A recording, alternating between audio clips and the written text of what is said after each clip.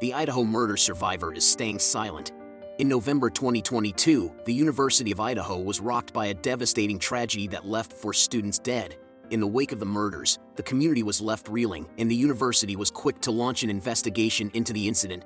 At the end of the year, the suspect was arrested and charged with the murders. Since then, there have been a number of updates in the case. The defense attorney for Brian Kohlberger, the suspect in the quadruple homicide, sought to speak with the surviving roommate before the trial. His legal team argued that her testimony was necessary to the case and that her information was unique to her experiences. Consequently, they asked the court to compel the young lady to travel from Nevada to Idaho to provide testimony as a witness.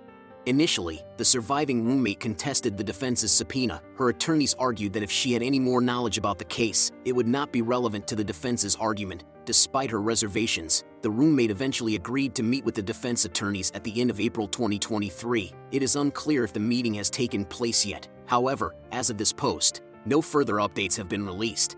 In April 2023, an unsealed search warrant revealed that Brian Kohlberger was in possession of ID cards belonging to the Idaho student murder victims 6 weeks after the murders. Initial reports indicated that the ID cards were inside glove, inside box, leading some to believe that the cards were discovered in the glove box of Brian Kohlberger's car. Police have not confirmed this information because the investigation is under a gag order. Nancy Grace also reported that investigators also believe they have evidence that could connect Brian Kohlberger to cyber-stalking one of the victims who lived in the Moscow residence where the murders took place.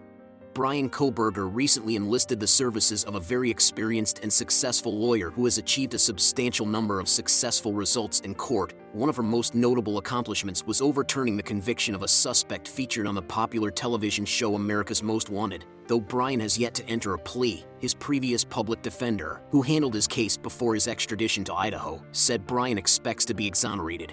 Despite the visible security presence on campus after the Idaho murders, one of Kaylee Goncalves' sorority sisters said the quadruple homicide opened people's eyes to reality. She told the New York Post that there was nowhere safe on campus. After the murders, she said her role as an RA prevented her from attending classes remotely, but many students decided not to return to campus out of fear for their safety. Fox News reported on May 9, 2023, that the 4 slain University of Idaho students would receive posthumous degrees at the upcoming graduation. Fox News reports that the university will hold 2 commencement ceremonies, one in the morning and one in the afternoon, with 9 programs scheduled for each.